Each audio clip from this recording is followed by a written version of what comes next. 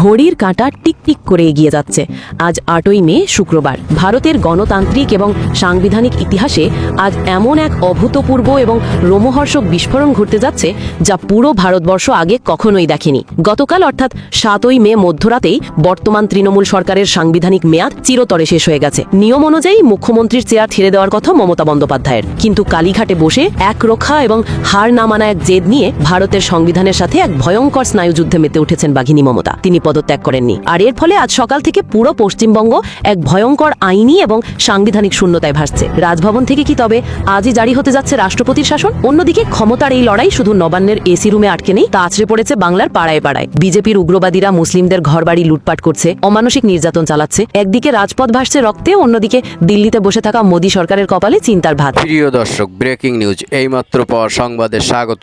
দর্শক, ভারতের বিধানসভা নির্বাচনের পশ্চিমবঙ্গের ভোট জালিয়াতি নিয়ে সাবেক মুখ্যমন্ত্রী মমতার রিট করা আবেদন হাইকোর্ট কি বলল, চলুন দর্শক সম্পূর্ণ ভিডিও দেখতে চ্যানেলটা সাবস্ক্রাইব করে সঙ্গে থাকুন।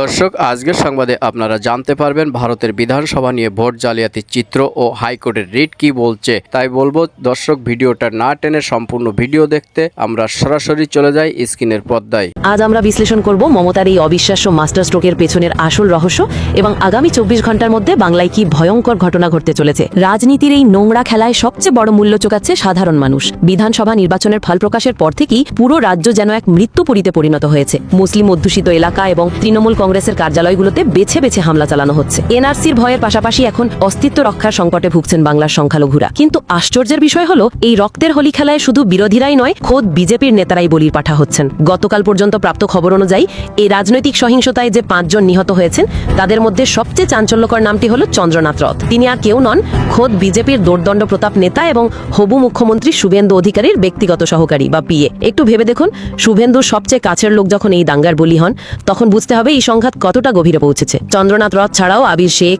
যাদব বর, মধু মণ্ডল এবং বিশ্বজিৎ পট্টনায়কের মতো সাধারণ মানুষের রক্তে লাল হয়ে উঠেছে বাংলার শান্ত মাটি। এই নারকীয় তাণ্ডব প্রমাণ করে মসনদ দখলের জন্য রাজনৈতিক দলগুলো কতটা অন্ধ হয়ে যেতে পারে। দিল্লির কর্তাবাবুরা ভেবেছিলেন মেশিনের বোতাম টিপে ম্যাজিক দেখিয়ে এবার সহজেই বাংলার মসনদ দখল করবেন, কিন্তু সেই আশায় রীতিমতো এক বালতি ফুটন্ত জল ঢেলে দিয়েছেন কংগ্রেস নেতা রাহুল গান্ধী। তিনি সরাসরি ময়দানে নেমে এমন এক টুইট বোমা ফাটিয়েছেন যা পুরো ভারতের রাজনীতিকে কাঁপিয়ে দিয়েছে। রাহুল গান্ধী এবং সমাজবাদী পার্টির অখিলেশ যাদব পরিষ্কার প্রমাণ সহ দাবি করেছেন বাংলার মাটিতে অন্তত ১০০টির বেশি আসনে স্রেফ হাওয়া করে দেওয়া হয়েছে মানুষের ভোট। দেশের মানুষ ভোট দিল একজনকে, আর মেশিনের ভেতর সেই ভোট চলে গেল অন্যজনের ঝুলিতে। এর আগে মধ্যপ্রদেশ বা মহারাষ্ট্রে যা হয়েছে, বাংলায় ঠিক একই কায়দায় নির্বাচন কমিশনকে পকেটে পুরে ভোট চুরির বড় সড় জাল বোনা হয়েছে। রাহুল গান্ধীর এই দাবির পর এখন ইন্ডিয়া জোটের অন্য নেতারাও একজোট হয়েছেন। তারা সবাই মিলে সুপ্রিম কোর্টে এই জালিয়াতির পাকা প্রমাণ নিয়ে যাওয়ার জন্য আটঘাট বেঁধে নেমেছেন। এখন আর এটি শুধু একটি রাজ্যের সরকার বদলের বিষয় নয়, এটি ভারতের গোটা গণতান্ত্রিক কাঠামোকে বাঁচানোর এক মহাযুদ্ধের রূপ নিয়েছে। এবার আসুন আইনি মারপ্যাচের দিকে, যা বড় বড় আইনজ্ঞদেরও মাথা ঘুরিয়ে দিয়েছে। ভারতের সংসদীয় রাজনীতির চিরাচরিত রীতি হলো, ভোটের ফলাফল ঘোষণার পর শাসক দল হারলে মুখ্যমন্ত্রী স্বয়ং রাজভবনে গিয়ে পদত্যাগপত্র জমা দেন। এরপর নতুন সরকার না আসা পর্যন্ত তিনি কেয়ারটেকার সরকারের দায়িত্ব পালন করেন। কিন্তু এখানেই মমতা বন্দ্যোপাধ্যায় এমন এক চাল চেলেছেন যা শুভেন্দু অধিকারী বা মোদী কেউই স্বপ্নেও ভাবেননি। মমতা দাবি করেছেন এই নির্বাচন চুরি হয়েছে, তিনি হারেননি, তাই তিনি পদত্যাগ করেননি। সংবিধানের ১৭২ অনুচ্ছেদ অনুযায়ী গতকাল রাত ১২টায় তার সরকারের মেয়াদ শেষ।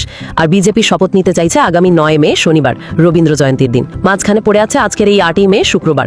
পুরো ২৪ ঘন্টার এক চরম আইনি শূন্যতা। মমতার এই জেদের কারণে রাজ্যপাল এখন এক মারাত্মক ফাঁদে পড়েছেন। যেহেতু মমতা পদত্যাগ করেননি, তাই আজ রাজ্যপাল বাধ্য হবেন তাকে সরাসরি বরখাস্ত করতে এবং আগামীকাল পর্যন্ত রাজ্যে ৩৫-৫৬ ধারা বা রাষ্ট্রপতি শাসন জারি করতে। ভারতের ইতিহাসে মাত্র ২৪ ঘন্টার জন্য কোনো রাজ্যে রাষ্ট্রপতি শাসনের এমন নজির আগে কখনো দেখা যায়নি। কিন্তু প্রশ্ন হলো, মমতা বন্দ্যোপাধ্যায় কেন এমন চরম অপমানজনক বরখাস্তের দিকে এগিয়ে গেলেন? এর পেছনে রয়েছে এক ভয়ঙ্কর মনস্তাত্ত্বিক থ্রিলার। রাজনৈতিক বিশ্লেষকরা বলছেন মমতা খুব ভালো করেই জানেন তিনি পদত্যাগ করলে কেয়ারটেকার হিসাবে থাকতেন এবং আগামীকাল শুভেন্দু শপথ নিয়ে নিতেন।